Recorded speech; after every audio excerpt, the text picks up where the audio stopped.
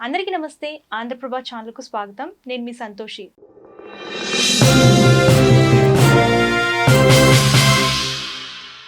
భాగ్యనగరంలో బోనాలు స్టార్ట్ అయిపోయాయి. అంటే ఇప్పుడు ఈ నెల అంతా చూసుకున్నట్లయితే ఈ బోనాల సందడి అనేది ఉంటుంది. ఈ బోనాల్లో ముఖ్యంగా మనకి గుర్తొచ్చేది జోగినులు, శివసత్తులు, పోతురాజులు. అసలు ఈ బోనాలు ఎప్పుడు స్టార్ట్ అయ్యాయి? అసలు ఈ బోనాల్లో జోగినులకు ఎందుకంత ప్రత్యేక స్థానం ఉంది? దీని గురించి మనతో వివరించడానికి 6 సంవత్సరాల నుంచి రంగం చెప్తున్న జోగిని అనురాధ గారు మనతో పాటు ఉన్నారు. ఆవిడని అడిగి పూర్తిపరాలు తెలుసుకుందాం. నమస్తే అమ్మా. నమస్తే అండి. ముందుగా ఆంధ్రప్రభ ఛానల్ ప్రేక్షకులకందరికీ బోనాల పండుగ శుభాకాంక్షలు. ఈ బోనాల పండుగ సస్యశ్యామలంగా ఎటువంటి విఘ్నాలు లేకుండా, ఎటువంటి అవంతరాలు లేకుండా నిర్విఘ్నంగా పూర్తి కావాలని మనస్ఫూర్తిగా కోరుతున్నాను. సో మీకు ఒంటి మీదకి అమ్మవారు వస్తారు కదా, సో ఎప్పుడెప్పుడు వస్తారు అంటే మీకు తెలుస్తుందా? అంటే వచ్చేటప్పుడు కానివ్వండి, సో వచ్చినప్పుడు మీరు మాట్లాడింది కానివ్వండి, ఏమన్నా తెలుస్తుందా మీకు? లేదండి, అట్లా ఏం తెలియదు మాకు. ఇంకా మంగళవారం నాడు, శుక్రవారం, ఆదివారం నాడు అమ్మవారి మా ఇంట్లో గద్దె అంటారు అనమాట. అంటే సింహాసనం, అమ్మవారికి పీఠం ఉంటుంది. ఇంకా అక్కడ కూర్చొని ఎప్పుడైతే మేము ఫాస్టింగ్ ఉండి అమ్మవారికి దీపధూప నైవేద్యం ఎక్కించిన తర్వాత ఏదైతే మా గురువులు ఇచ్చిన ఉపదేశంలో మేము రుద్రాక్ష దారంతో మేము జపం చేసుకొని తర్వాత అమ్మవారిని ఆవహించుకుంటాము. అంటే అది ఆటోమేటిక్గా అమ్మవారు వస్తుంది. వచ్చిన తర్వాత భక్తుల ప్రశ్నలు వేయకముందుకే అమ్మవారు ఇది ఉంది, ఈ ప్రశ్న దీనికోసం వచ్చినాం అని చెప్పి కూడా అమ్మవారు చెప్పడం జరుగుతుంది అనమాట. చెప్పి ఇది పరిష్కారం అని కూడా చెప్తుంది. అట్లా వారం నాడు, శుక్రవారం, మంగళవారం అలా కూర్చుంటాను. ప్లస్ ఇంకోటి ఏంటంటే ఈ రంగాలు ఎక్కినప్పుడు మళ్ళీ ఈ బోనాల సమయంలో మాత్రం అమ్మవారు నిండుగా ఉంటుంది. ఓకే. అంటే ఇప్పుడు బోనాల సమయం కదా, ఇప్పుడు అమ్మవారు ఉన్నారా మీతో? అంటే వస్తారా? అంటే లేదు అట్లా రాదు. మాకు కూడా కొన్ని నియమాలు, నిబంధనలు ఉంటాయి అన్నమాట. ఎక్కడ పడితే అక్కడ రావు. అంటే అదొక ఇప్పుడు అంటే గుడియో లేకుంటే ఇల్లో ఏదో అంటే ఎవరికైనా ఆపద ఉందంటే అమ్మవారు మేము పిలిచి మాకంటూ జపాలు ఉంటాయి కాబట్టి అవన్నీ చేసుకుంటేనే అమ్మవారు ఆవాహనం అవుతుంది. మేము ఫాస్టింగ్ ఉండాలి, ఒక పొద్దులు ఉండాలి. అంటే మేము చెప్పే మాట అంటే అది నెరవేరుతుంది. ఇంకోటి ఏంటంటే అమ్మవారు అన్నీ కూడా మా లోపల రావాలంటే కూడా కొన్ని నిబంధనలు ఉంటాయి. అవి ఫాలో అయితేనే ఇంకా శ్రేష్టంగా అమ్మవారు వచ్చి చెప్పేస్తుంది. అంటే జోగిని భవిష్యవాణి అంటే ఏంటి, ఎలా చెప్తారు? అది కూడా అమ్మవారే చెప్పిస్తారా? అయితే పూనకమన్నా, శిగమన్నా, ఈ భవిష్యవాణి అన్నా అమ్మవారే ఇంకా ఆవాహనం అయ్యి మనతో అంటే మన లోపలికి వచ్చిన తర్వాతనే అమ్మవారు చెప్పడం జరుగుతుంది. అయితే భవిష్యవాణి అంటే పచ్చికుండ మీద ఏదైతే పచ్చికుండ ఉంటుందో దాని మీద నిలబడి చెప్పింది భవిష్యవాణి అంటారు. ఆ సమయంలో అంటే ఊరు గురించి అడిగేటప్పుడు, ఊరు గురించి మనం బస్తీ గురించి అయినా సరే, ఊరి గురించి అయినా అడిగేటప్పుడు అమ్మవారిని పచ్చికుండ మీద నిల్చోబెట్టి ఎవరైతే జోగిని ఉంటారో వాళ్ళే అర్హులు ఉంటారు అనమాట. వాళ్ళే అర్హులు అంటే దానికి ఆ కార్యక్రమానికి వాళ్ళే అర్హులు.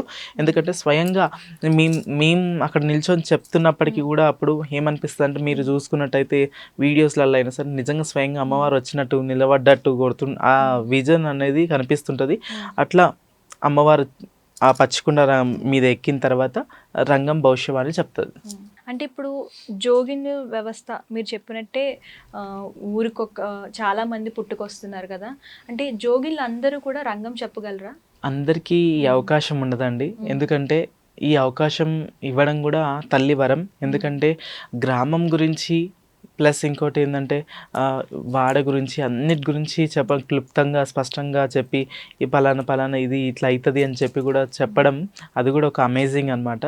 అది దేవుడిచ్చిన గొప్ప వరం మాకు. ఆ ప్లేస్లో నిలబడి మాకు ఆ తల్లి వచ్చి వాగ్దానం చెప్తుందంటే చాలా గొప్ప విషయం అది. ఇక మేమైతే ఒక గర్వంగా ఫీల్ అవుతాము. అది అందరికీ కూడా రాదు, అది ఎవరికో కొంతమందికి అది అచ్చుపాటు కూడా ఉండాలంటారు కదా. అది అంటే నాకు 7 years అప్పటి నుంచి అమ్మవారు వచ్చింది కాబట్టి నాకు అబ్బిందనమాట. అట్లా ఇంకా మీరు 6 years నుంచి చెప్తున్నారు కదా రంగం. సో అంటే మీరు ఎట్లా స్టార్ట్ చేశారు, ఎలా అంటే మొదలైంది? అయితే దాంట్లో కూడా ప్రాసెస్ ఉంటుంది. ఇంకా మాకు గురువులు ఉన్నారనమాట. మాకు షామీర్పేటలో బైండ్ల భారతమ్మ అనేసి మా గురువు అనమాట. ఆమెనే నాకు రంగానికి సెలవిచ్చిన ఆమె. ఇంకా బైండ్లోళ్ళు అంటే బైండ్లోళ్ళు ఈ ఎరుపులోళ్ళే వీళ్ళే ఇస్తారనమాట రంగానికి సెలవు. అంటే కిన్నెర సెలవు ఇస్తారు. కిన్నెర అంటే మాకు 3 మెట్ల కిన్నెర ఉంటుందన్నమాట. ఆ కిన్నెర సెలవిచ్చి పటం వేస్తారు. మాకు ఏవేవి కావాలో ఉపదేశాలు, మళ్ళీ దానికి కూడా ఉపదేశాలు ఉంటాయి, అవి కూడా ఇచ్చి మమ్మల్ని రంగ ప్రవేశం చేపిస్తారనమాట. ఇక అందరికీ ఇది సాధ్యం కాదు, అది వరం అంతే. ఇంకా తల్లి పిలుచుకుంటేనే అది వస్తుంది అంతే. ఇంకా అంటే జోగిన్లు ఎంతమంది ఉన్నా సరే రంగం చెప్పేవాళ్ళు తల్లి ఎన్నుకుంటేనే కానీ చెప్పలేరు. ఇది చాలా పెద్ద కార్యక్రమం. ఇది చిన్న కార్యక్రమం కాదు. బోనం వేరే ఉంటుంది, రంగం వేరే ఉంటుంది, కొలుపు వేరే ఉంటుంది. అంటే గుడికాడ కొంతమంది చెప్తారు కదా, అది వేరే ఉంటుంది. ఇది మాత్రం ప్రత్యేకమైన స్థానం. అది ఎవరికి రాదు అది. ఇంకా అంటే ఇప్పుడు మీరు రంగం చెప్తున్నప్పుడు అమ్మవారు వస్తుంది మీలోకి, అప్పుడు మీకు ఎలా అనిపిస్తుంది? అంటే మీ బాడీ ఫీలింగ్ ఎలా ఉంటుంది? అయితే మేము రంగం ఎక్కే సమయంలో అమ్మవారికి ఎప్పుడైతే మేము అమ్మవారిలాగా పసుపు పూసుకొని నా అమ్మవారికి నుదుట బొట్టు పెట్టుకొని మేము అట్లా ధరించుకొని ఎప్పుడైతే మేము గవదర్శనాలు మెడలు వేసుకొని అమ్మవారికి వడి బియ్యం పోస్తుంటారో అప్పటి నుంచే అన్కాన్షియస్గా వెళ్ళిపోతుంటాం అనమాట. అన్కాన్షియస్ అయిపోతుంటాం. ఇక ఆ తర్వాత ఇంకా ఆ పచ్చికుండ దగ్గరికి వచ్చే వరకు మాకు కొంచెం ఏదో ఒకటి తెలుస్తుంటుంది. తర్వాత అక్కడికి వచ్చిన తర్వాత ఆ కార్యక్రమం దగ్గరికి వచ్చిన తర్వాత మేము అన్కాన్షియస్ అయిపోయి ఇంకా మా మీదికి అమ్మవారిని రప్పిస్తారు. బైండ్ల వాళ్ళు లేకపోతే ఒగ్గు వాళ్ళు ఉంటారు కదా, వాళ్ళు అమ్మవారిని భారతిస్తుంటారు, పొగుడుతుంటారు అనమాట. రా తల్లి, నీ గురించి లోకం అంతా ఎదురు చూస్తుంది, జనాలంతా ఎదురు చూస్తున్నారు, ఏదున్న మంచి చెడు ప్రతి ఒక్కటి కూడా చెప్పడానికి రా, బయలుదేరి రా అని చెప్పి కూడా పొగుడుతుంటారు. ఆ సమయంలో అమ్మవారు వచ్చిన తర్వాతనే పచ్చికుండ మీద నిలబడతారు. ఫస్ట్ పోయి నిలబడారు అనమాట. ఎప్పుడైతే అమ్మవారి ఆవాహనం అయిన తర్వాతనే ఆ పచ్చికుండ మీద నిలబడతారు. చాలా ధన్యవాదాలండి. మా ఆంధ్రప్రభ స్టూడియోకి విచ్చేసి బోనాల ప్రత్యేకత గురించి అలాగే జోగిల గురించి చాలా చక్కగా వివరించారు. చాలా ధన్యవాదాలు. Thank you.